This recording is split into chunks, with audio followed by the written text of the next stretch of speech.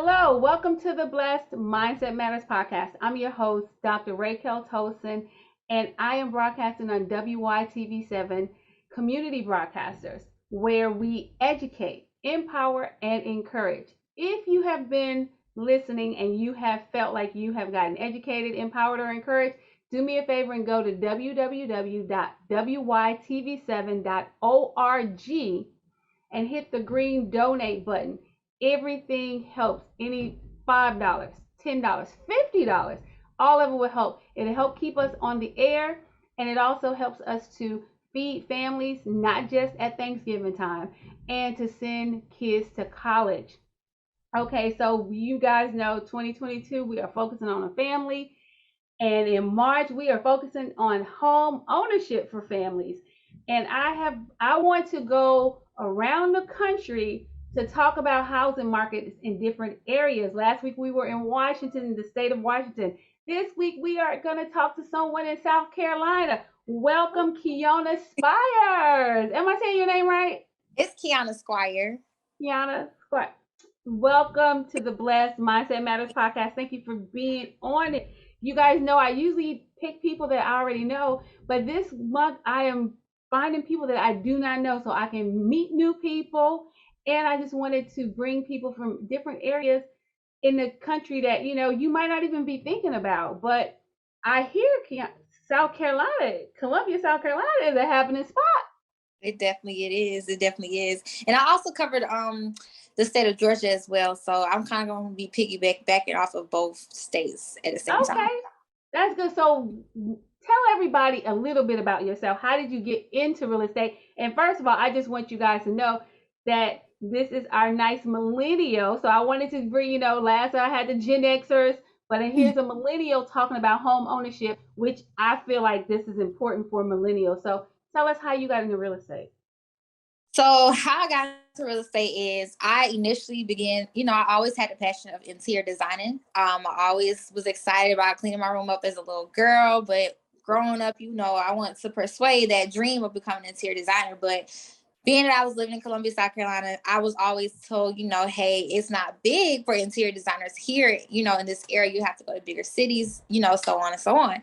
So during my college career, my college journey, I actually took real estate as my minor just to kind of get my feet into the door of interior designing.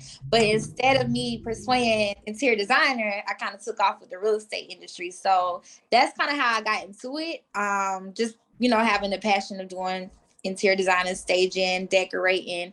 But along the way, I guess my passion left the decorating side and it went towards helping other people. So just seeing, how I can help them, conquer their dreams or even be able to consult them and let them know how it's possible for you to own homes versus renting. I became very passionate about that. So being that I first started out, it led from me working with first-time home buyers a lot. That's my main, niche right there. And on top of that, veterans, because veterans always, they're moving around the country. They always stay. And on top of them buying and leaving the states, they have to either rent their properties out or sell it to get another purchase in another state. So those are my two niche. I service Columbia, South Carolina, and Augusta, Georgia. So there's actually two main bases here and there, Fort Gordon and Fort Jackson. So I kind of have a good military, following or clientele that helps me, as far as my real estate career. But as far as getting started, it just took me wanting to do interior designing, and then one thing led to another. That's really amazing. And then, like you said, the interior designing to stage a home is important. I watch a lot of HGTV, and I forgot what show it was, but staging a home actually is a lot of selling a home, making people, when they walk in, making them feel like they are at home. So you still really get to do your interior designing when you're selling somebody's house. So that, like, you basically get both of them. And then, like you said, you really feel like you're helping people. And thank you for helping our military, our service people, whether they are still in or they're veterans, because that's a population that's very near and dear to my heart, because I used to work at the Air Force Base for some years. So thank you for that. Tell me though, at your age, I'm not gonna ask your age because you're not supposed to ask a lady her age, but I know you're under 30. But so at your age though, how difficult is it to persuade people your age and a little bit younger to actually purchase homes as opposed to renting? Well, I actually feel like it's easier for me to persuade my age group because for one, I'm almost like I'm not a living testimony, but almost like we grew up together. So we basically came from the same place. I'm in it. I know about it. I want to educate you guys. So it's almost like people my age, they trust us. They trust the millenniums. They trust like your judgment. I feel like they can hear us or want to get information and advice from us because we all came from the same place. It's almost like little sister, big sister, like, hey, I've been there before. I'm trying to teach you guys everything that I know, that sort of thing. But a lot of my classmates came to me, wanting to purchase homes. A lot of my classmates came to me. I done sold them their first home, sold them, and then brought another house. So I definitely feel like the millennials are helping millennials. I do feel like having that ability to be able to persuade people, I feel like it is easy. And it also like social media has a huge advantage on that as well. A lot of people are following you. So they see they see your journey. So when I first started out, I was doing more of the reaching out, letting people know, hey, I'm in real estate, like just comparison, like you're renting, but this is what you can do as far as buying. You're spending $1,200 on rent, but this is the actual house that you could be purchasing at the same price. So almost giving them like the realistic stuff, they can kind of take and run with it. And I feel like because of that, they want to, take more advice or guidance from another millennial. So I do feel like it's easy. I also feel like it's a blessing too, because it's more millennials and not even millennials. It's more like people, it's 19-year-olds, 18-year-olds wanting to purchase homes too. So I feel like one thing leads to another. If you help one clientele, you don't know what cousin they may have, what brothers and sisters. Right. I just feel like it's all, a domino effect. So I definitely feel like I don't have an issue with it, but I also social media helps with that because even when I post my closings or even if I post a clientele that I don't even know another following might know. It's just, oh, wow, she helped her too. So everybody, basically, they get a piece of your pie. They see everything that's going on. I post my awards. They see that I might be top producing. I done close, sales this, sales that. So they see the growth. And I also feel like because people watch you over the years, they know when you start or when you reach out to them, they may not be ready. But because they continue to watch your journey, they're going to eventually be like, oh, you were the first person that came to mind. Oh, I see how much, So just even having that following or just knowing people are really watching when you don't even know they're watching you, I feel like that's also another advantage because I don't know. It's something about the millennials and social media. If it wasn't for that, I don't think my business would be the way it is. But the persuading part, I definitely feel like it's easy, Okay. So you started talking about the price of rent and buying a house. So let's talk about the housing market in the areas that you are. So what is like the average rent price? Let's just use 3 bedrooms because most houses are about 3 bedrooms. So let's use it like a 3 bedroom apartment or renting. How much would that be for around? for a house to rent. Either or to rent a 3 bedroom place. How much about what?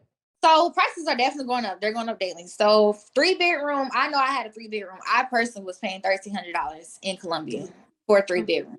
And equivalent to a 3 bedroom, $1,300, that's probably about, I say $225,000 home in a sense.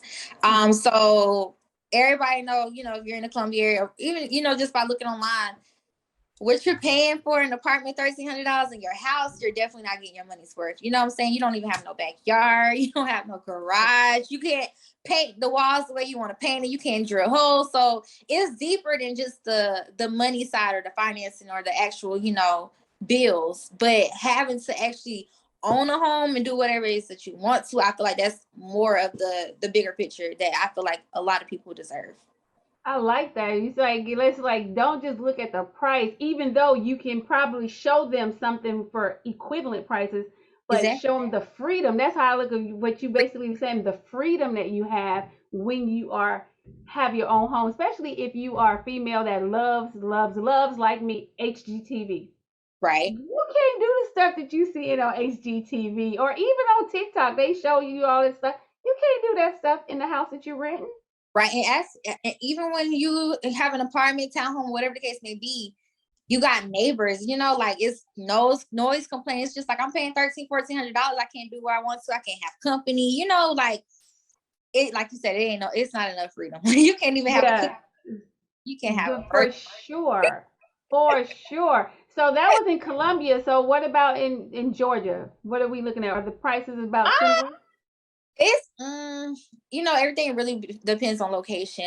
When I was living in Augusta, Georgia, I actually had a 2-bedroom, 2-bath, and I was paying $1,400. So I was paying more for less. But the area, I can say that it's more in an upscale area as well, but it don't have nothing to do with it. I'm still paying more and I'm getting less for money, so definitely. Because the same 3-bedroom, you might be paying $2,100 in Atlanta, or $1,700 in Charlotte. So yeah, renting or even just renting a house is expensive. But if you're renting, also what I tell people too, because they come to me all the time, hey, I know you do sales, but do you help with rent?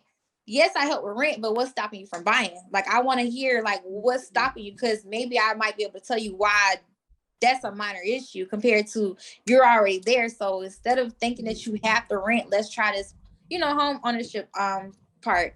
But even when you're renting a person's home, I tell people all the time, when you're renting somebody's house, you're paying for that person's mortgage and you're putting money in their pocket. So instead of you paying somebody else's rent, why not you purchase the house yourself? And then, if it might be a time where you might think, okay, this might be getting too much, I can't afford it. Or you might want to keep that house and go somewhere else and buy another home. That's a rental property that you can have in your pocket. So why not you be the landlord? Why not you take the mortgage the rent from somebody else and let them pay your mortgage? But at that point, it's an asset. It's an investment property. So it makes sense, but it's longevity. I try to make people think of longevity. Yeah, you might be on it iffy ends, but I feel like if you can afford an apartment for a certain amount, you can definitely afford a house at a cheaper amount, because exactly, like I said, $225,000, that might have you in rent for $1,300. But if you were renting it from somebody else,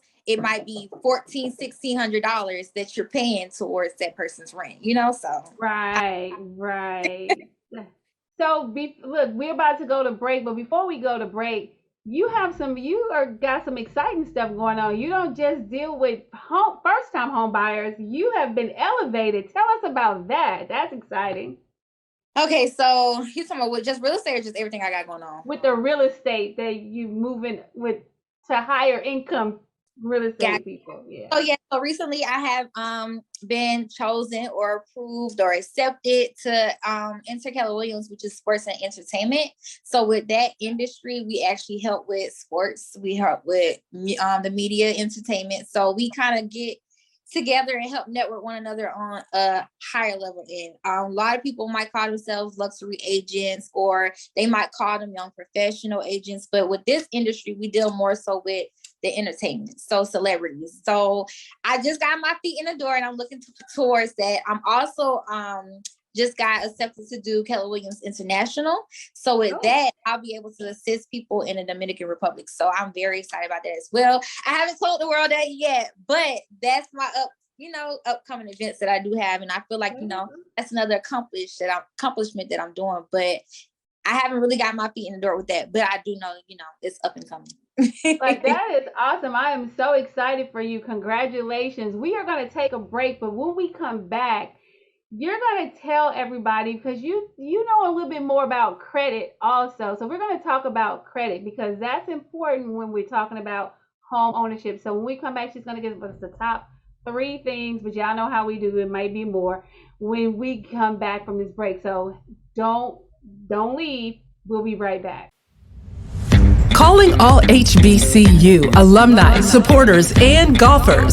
It's that time of year again. Yes, the HBCU Swing Into Their Dreams charity golf tournament on Tuesday, April 5th. If you missed the last one, you have time once again to be epic.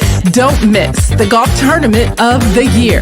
The Swing Into Their Dreams HBCU charity golf tournament at the Atlanta National Golf Club in Milton, Georgia, Tuesday, April the 5th. Registration begins now. Sign up your golf teams at swingintotheirdreams.com. That's swingintotheirdreams.com. Or call 770-686-7148. That's 770-686-7148. Don't miss it.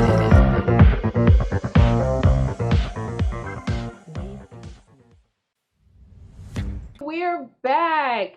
We are back. We're talking home ownership in the areas of Columbia, South Carolina, and Augusta, Georgia, with Keyona. Am I saying it? I said it right that time. Keyona. I'm gonna get it right. My name is Raquel, and everybody always butcher my name, so I should do better. Keyona. Yes, ma'am. Keyona. We are here. Okay, so we were talking about all her wonderful things and that she's got going on. I'm so impressed. But let's talk about credit.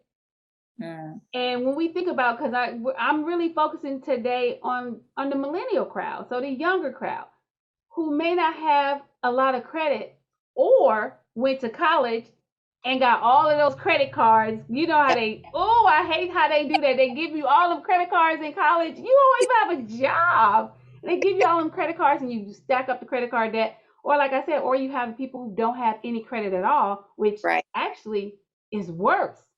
It is worse. It's crazy. In America, having no credit is worse than having a lot of credit cards. So go figure.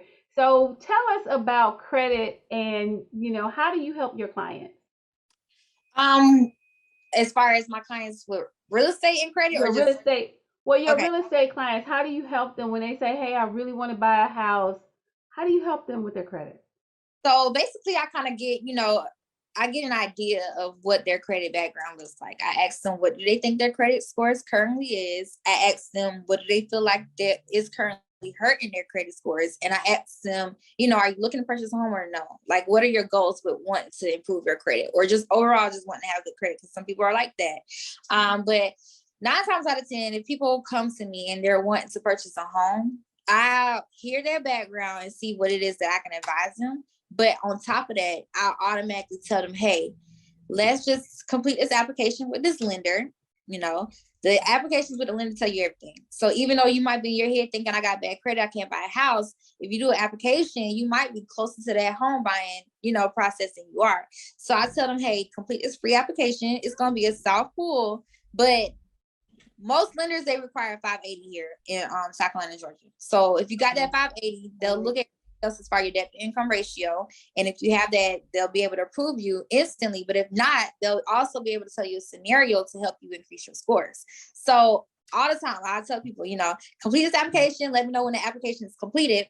And then I'll reach out to the lender for you. And every time, if they're approvals, they'll get a scenario to help them increase their scores, and all this for free. Don't ever pay for nobody's credit repair if you can do it yourself. I always tell people, I do credit repair myself, but I'm not in it to take somebody else's business when I know they're reaching a goal. So if I know I can feel like I can help you, or you can help yourself for free, that's gonna always be option number one. So with that being said, the lenders always have your best interest, because for one, they want you to get in a house, but for two, they're also helping you, financially. So I tell people all the time, take that first step, do the application, and get your true results on paper, and then you'll know how to move forward. So some people, they might get time frames like, hey, show me receipts that you just paid off your credit repair, or just, come back to me when you done paid all your credit utilizations down to 10%.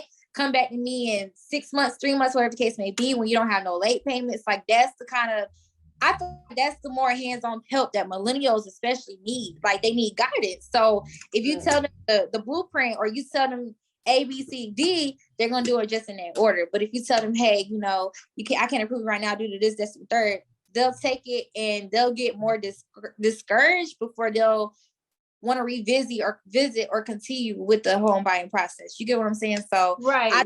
And that they need that hand, they want to have their hand held throughout the whole process. And I feel like the route that I take people, if I know you want to purchase a home, the next person you need to talk to is a lender. And the lender is going to be able to tell you the advice. But me being your realtor, or the lender being the lender, we're going to make sure that you guys are doing everything you're supposed to along the way. But having that blueprint of what needs to be done or the scenario, I feel like people take it more serious because, oh, you know, I could purchase a home in 3, you know, they get excited at that point. So they're going to want to do everything to do, you know, to pursue their goals or accomplish. That's so number one, the biggest advice, the best advice is to basically get pre-approved from a lender.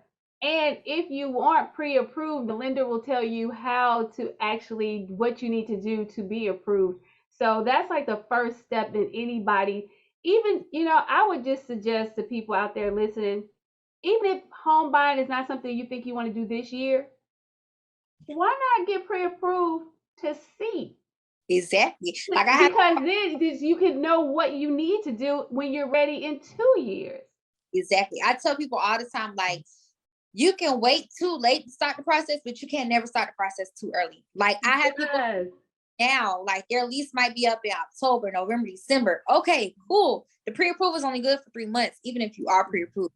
But even if you're not, if you take care of everything that you need to do now until October, by the time October comes, you're going to already be ready. You're going to be one step ahead. So instead of being in your own head, get the true results and put it in your head. Yes, I agree. Okay, so we got the pre-approval, and it seemed like part 2 of that is not just getting pre-approval, but actually doing the things that you need to do that the lender has suggested you do would be kind of like a part 2 or a 1A. What else would you suggest to people? Like, so what about the people that are like in the home buying process? They've been pre-approved, but you know, what would you suggest that they do to keep their credit on the up and up? Don't touch your credit. Don't apply for anything. Don't be late on anything. Don't be late on anything. Don't apply for anything. Pretty much keep doing the same thing you were doing to get approved. Don't backtrack. Don't mess it up. Don't touch nothing until you actually get the keys to your house in your hand. That is some really good advice. It's important.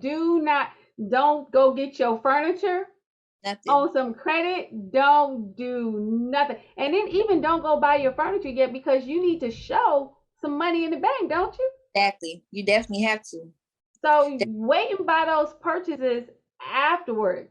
Or if your parents are going to help you out, let them buy the furniture. But don't you do it. You wait until after you get the keys and then you go buy your furniture if you need to put it on a credit, or even just because furniture is expensive. Even if you have it, it's going to take a big hunk out of your money that you need to show in the bank.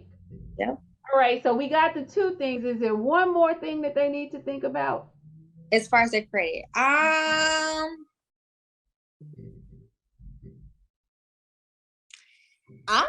as far as credit, it's really it. I mean, once you get pre-approved, don't touch it. Don't touch your credit. And as far as, you know, the steps on getting pre-approved, you know, just seeking, you know, advice from a lender. But outside of that is really your savings and your income and your spendings. You want to just be careful with that. And really, I can speak on today's world, today's industry, you know, real estate industry. The more money you have in the bank saved, the better. That, you know what she just said right there is, ooh, let me tell y'all, I have on my shirt, go fund yourself, right? It's for about living benefits, but it's go fund yourself because so many people, they get sick and they need money because they're sick and they can't go to work or whatever, and then they do the GoFundMes. But with the living benefits life insurance policy, you can accelerate your death benefit if you have a critical injury or illness, so you can have the money to take care of your bills and everything. But when you said to have money in the bank, right? So I tell everybody, you don't want to save money in the bank because the bank is giving less than 1% interest. Right. But if you have money invested anywhere, they're going to use that. So if you get an index account, like I promote, that money that you've been saving, they will see that and they'll be like, okay, you got some money, because that's something that you actually can get to. It's not money like in an IRA. You can't get to that. They might count it, but let's just be clear. They know you really are not supposed to get to that because you will be penalized if you go into your IRA account tax-wise. So having that index account with an insurance company where you can take out the money, you're like borrowing it from yourself, you're taking that money out.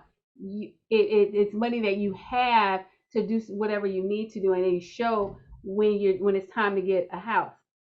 So one of the things that I really want people to understand is, yes, I'm really focused on home ownership for us, because I feel like that's the way we can leave an inheritance for our children's children. When we own houses and we allow our houses to grow in value, and we're not keep taking money out and spending it on frivolous things, but we're allowing it to grow. And if we do take the money out, we're investing in another house, or we're investing in investments, and now cryptocurrency, people, but investing in stuff where you are building your wealth. This is what we are trying to teach you. And it's important, it's very, very, very important that you're listening to us. That we are here and we're showing you in different areas.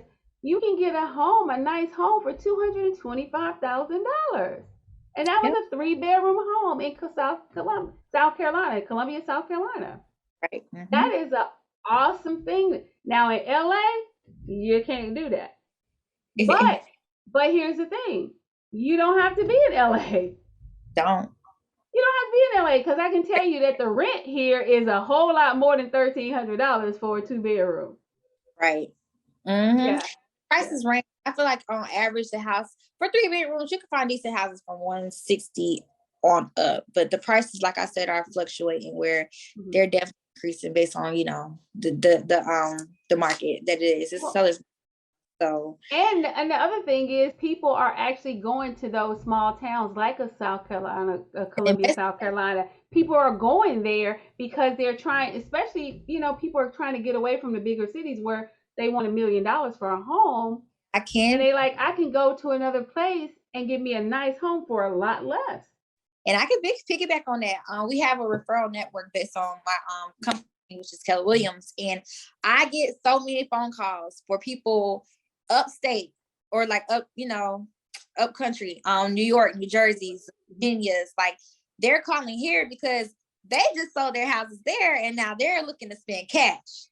I want to buy my house cash. I want to buy investment properties, da, da, da, da. So it makes it hard for people who are actually trying to buy in these areas, financing wise, to outbid people who sold in those areas with a cash deal. So it's really, really, really hard. But it's definitely investment opportunities for anybody right now. But yeah, because I mean, as somebody that lives in LA, I sometimes think about maybe I want to retire somewhere where I could buy a house and not be worried about nothing.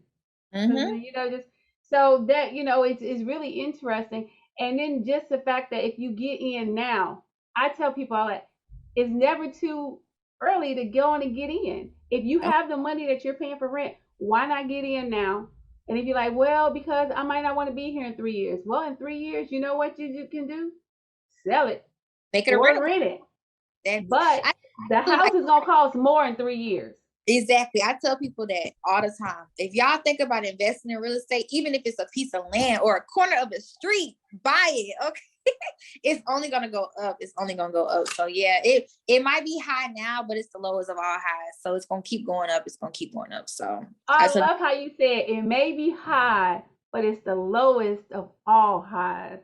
That was really, I like that. That was very profound, because it's only gonna get higher. It's only gonna get higher. It's only gonna get higher. You're gonna contemplate on it. Oh dang, I should have bought that land. My mama sent me a house. I'm not gonna lie.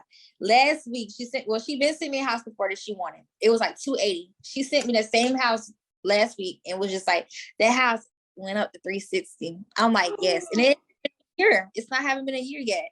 And I'm just telling her the market is really serious. It's just gonna keep going up. So if y'all would have gotten that house then, that would have been y'all $360. Right. And that's the thing.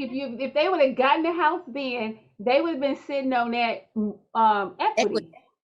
And a year later. That is awesome. I have really enjoyed our conversation. You have been wonderful. I hope that the people are listening. If you are thinking about home ownership, go and get pre-qualified from a lender just to see where you are, see how much you can actually look for, and then maybe start looking and figure out how you can do it, because I can guarantee you this is the time. This This is time the time. And the interest rates, hey guys, the interest rates went down a little bit. they So, were because down. they are going up. They were down, but they're going back up. They're slowly going back. But I'm saying, but they were going up, and I think they went down a little bit this week from where they were. But it's gonna go back up. I remember my dad said they bought a house and their interest rate was almost 10%. So we are still looking at, even if it goes up to 5, that is still a good deal. So our time has come to an end. Thank you for being here. Thank you for sharing your wisdom. Good luck with everything you got going on. And I hope that I can call you so you can help me get an international house. Okay? We got to talk. I want to be on that beach. What? All right, guys. Until next week, be blessed. Absolutely.